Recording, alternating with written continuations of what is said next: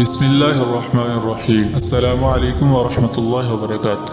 حاضرین، کیسے ہیں آپ؟ امید ہے آپ خیریت سے ہوں گے۔ آپ دیکھ رہے ہیں میرا یوٹیوب چینل QS لرننگ۔ اگر ابھی تک آپ نے میرا چینل سبسکرائب نہیں کیا تو پلیز سبسکرائب کر لیں۔ ناظرین، زرقانی جو کہ موطا امام مالک کی شرح ہے، اس میں ایک بڑا عجیب واقعہ لکھا ہے کہ مدینہ منورہ کے گرد و نواح میں ایک ڈیرے پر ایک عورت فوت ہو جاتی ہے تو ایک دوسری عورت اس سے غسل دینے لگی۔ تو جب وہ غسل دے رہی تھی تو جب اس کا ہاتھ فوت شدہ عورت کی ران پر پہنچا تو اس کی زبان سے نکل گیا، میری بہنوں جو اس کے ساتھ دو چار بیٹھی ہوئی تھیں، یہ عورت جو آج مر گئی ہے، اس کے تو فلاں آدمی کے ساتھ خراب تعلقات تھے۔ غسل دینے والی عورت نے جب یہ کہا تو قدرت کی طرف سے گرفت آ گئی، اس کا ہاتھ ران کے ساتھ چمٹ گیا۔ جتنا کھینچتی ہے وہ جدا ہی نہیں ہوتا، زور لگاتی ہے مگر ران ساتھ آ جاتی ہے۔ دیر لگ گئی، میت کے ورثاء کہنے لگے، بی بی جلدی کرو، شام ہونے والی ہے، ہم کو جنازہ پڑھ کر دفنانا بھی ہے۔ وہ کہنے لگی، میں تو تمہارے مردے کو چھوڑتی ہوں مگر وہ مجھے نہیں چھوڑتا۔ رات پڑ گئی مگر ہاتھ یوں ہی چمٹا رہا۔ دن آ گیا پھر ہاتھ جدا نہ ہوا۔ اب مشکل بنی تو ورثاء علماء کے پاس چلے گئے۔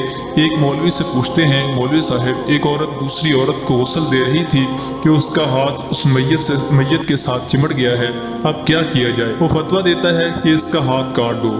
غسل دینے والی عورت کے ورثاء کہتے ہیں کہ ہم اپنی عورت کو معذور نہیں کرانا چاہتے، ہم اس کا ہاتھ نہیں کاٹنے دیں گے۔ انہوں نے کہا کہ فلاں مولوی کے پاس چلیں۔ اس سے پوچھا تو اس نے کہا چھری لے کر مردہ عورت کا گوشت کاٹ دیا جائے، مگر میت کے ورثاء کہنے لگے ہم اپنی میت کو خراب کرنا نہیں چاہتے۔ 3 دن اور 3 راتیں اسی طرح گزر گئیں۔ گرمی بھی تھی، دھوپ بھی تھی، بدبو پڑنے لگی۔ گرد و نواح کے کئی دیہاتوں تک خبر پہنچ گئی۔ انہوں نے سوچا یہاں مسئلہ کوئی حل نہیں کر سکتا، چلو مدینہ منورہ میں۔ وہاں اس وقت حضرت امام مالک رحمہ اللہ تعالی قاضی القضات کی حیثیت میں تھے۔ وہ حضرت امام مالک رحمہ اللہ کی خدمت میں حاضر ہو کر کہنے لگے، حضرت ایک عورت فوت ہو گئی ہے، دوسری عورت اسے غسل دے رہی تھی کہ اس کا ہاتھ فوت شدہ عورت کی ران کے ساتھ چپک گیا ہے، چھوٹتا ہی نہیں، 3 دن ہو گئے ہیں، کوئی فتویٰ صادر فرما دیں۔ امام مالک رحمہ اللہ نے فرمایا مجھے وہاں لے چلو۔ وہاں پہنچے اور چادر کی آڑ میں پردے کے اندر کھڑے ہو کر غسل دینے والی عورت سے پوچھا، بی بی جب تیرا ہاتھ چمٹا تھا تو نے زبان سے کوئی بات تو نہیں کہی تھی؟ وہ کہنے لگی، میں نے اتنا کہا تھا کہ یہ جو عورت مری ہے اس کے فلاں مرد کے ساتھ ناجائز تعلقات تھے۔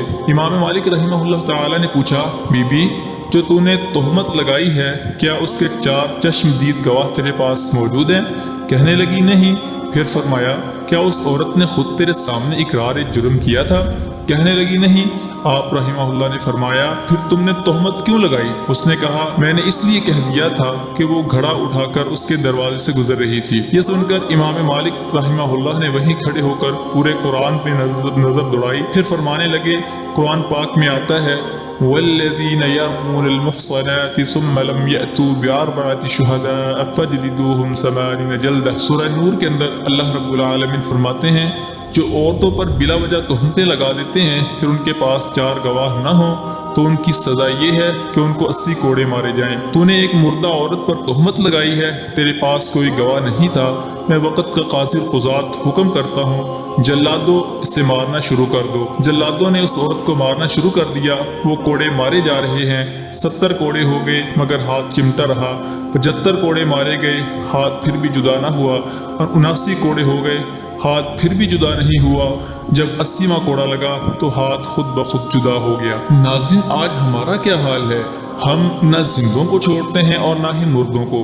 ہم موقع کی تلاش میں ہوتے ہیں، جیسے ہی موقع ملتا ہے ہم ایک دوسرے پر الزام تراشیاں، تہمتیں، غیبتیں اور چغلیاں شروع کر دیتے ہیں۔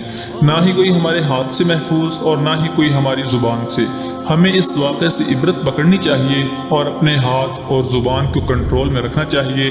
اللہ تعالی ہمارے اعمال کی حفاظت فرمائے اور ہمیں سمجھنے اور عمل کی توفیق عطا فرمائے۔ ناظرین، اگر آپ بھی نیکی حاصل کرنا چاہتے ہیں تو اس ویڈیو کو شیئر کیجیے گا اور لائک کیجیے گا، اور اگر ابھی تک آپ نے ہمارا چینل سبسکرائب نہیں کیا تو پلیز سبسکرائب کر دیں اور بیل آئیکن کو دبا دیں۔ جزاکم اللہ خیرا۔